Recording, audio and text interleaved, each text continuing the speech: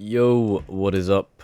This is Raider again, back with another tutorial. This one's a pretty simple dolly cam tutorial because they got requested. I'm gonna be covering this way more in depth in my. I'm gonna have a big tutorial coming out soon enough, but I'll get into that later. I'm just gonna really quickly put on a flipping reshade because I actually can't make a dolly cam like this. Alright, cool. Right, so I always, when making a dolly cam path, make sure to put on the aspect ratio composition plugin in your reshade. This will really help with the rule of thirds, doing cool angles like, I don't know, this. But if you're editing for TikTok, obviously you probably don't need this.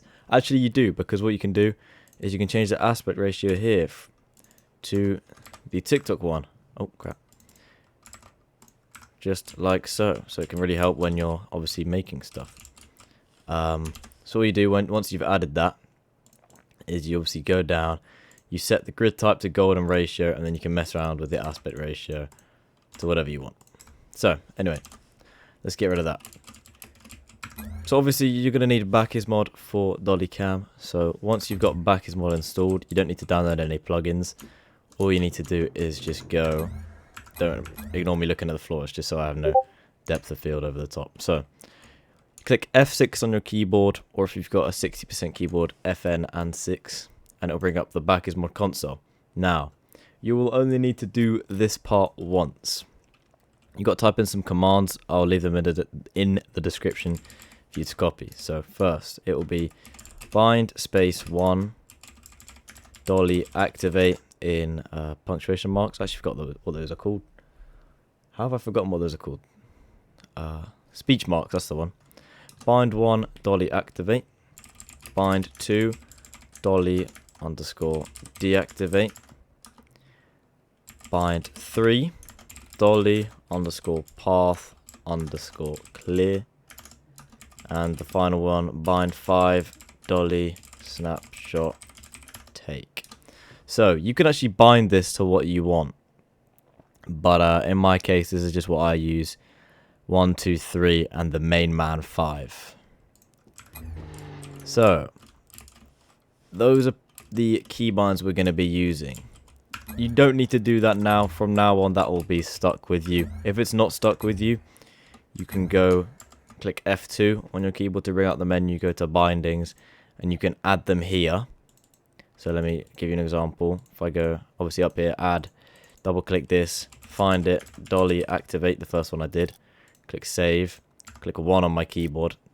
I've just done the same thing I did in the console. So you can do either way.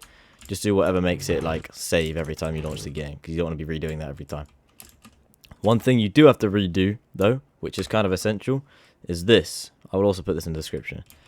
Dolly interp mode space 5. This makes your camera follow the paths you make way better, because when you're using the default interp mode, it can make it really annoying. The camera moves really slow. It's hard to make a good cinematic, right? So now let me show you. So once you've got these things binded, what you can do is you want to get to where you want your cinematic to begin. So let's say I want a cinematic of the final touch from maybe this angle. I'm going to zoom where I want the first point to be, and I'm going to click 5 on my keyboard.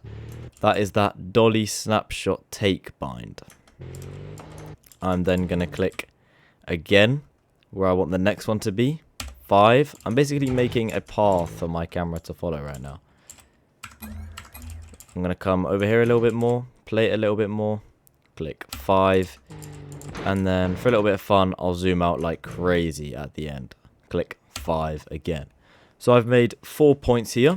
If you click the O key, O letter on your keyboard, it will bring up the path. Now, if yours looks like this, it's very jagged. That means you need to click P on your keyboard. That will make the path smooth. As you can see, if I look at the path here. Sorry, wrong key. If I look at the path here, jagged. It follows it really badly. Click P, smooths it out.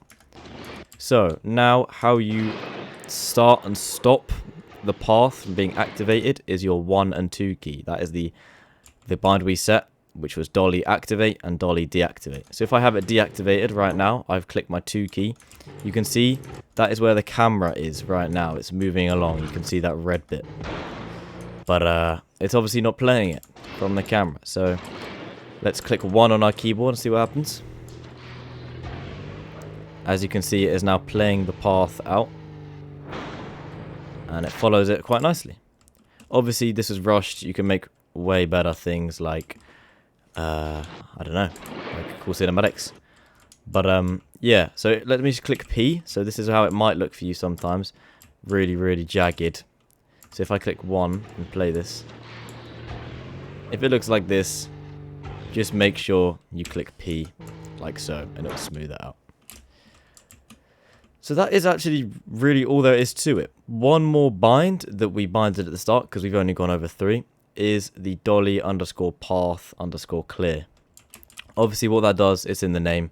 Click 3, bang, it's gone, and you can start making another one look. I will just do another cinematic for good measure. But this is all there is to it. I'm just going to do one in case you didn't get it. So I'm going to start looking off to the right. Click 5 on my keyboard. I want to zoom around the car. Click 5 again. Click 5 again. Click 5 again. So every time I click 5, I'm placing a new point as I go along through the clip. So if I show the thing here, again, make sure to hide it when you record. You click O for that. You can see my path right here. So also, if it does what just happened, and say you've got the path deactivated, like so, and you see that the camera's going along, if I now click activate, it really messes it up. So just go back along the timeline. You can see at the bottom, you need to be going back, and then click 2 again. You can go back to moving around, and now click 1. Just make sure you clicked 1 before the path has started. So now it should, here we go, be showing my cinematic I just made. I hope this is helpful. Can be used very nicely, as obviously editors show. Make sure to look up the rule of thirds if you're doing like cinematic montages. It's really, really important to make nice looking cinematics. And yeah, that's about all there is to it, to be fair. I really hope this helped and everything. I'm just trying to think if I've missed anything, so bear with me. No, I think I've covered everything. But yes, oh yes, it really helps if you make your cinematics in 25 speed. That's all I was going to say. Yep, thank you very much for watching. Hope this helps. See you later.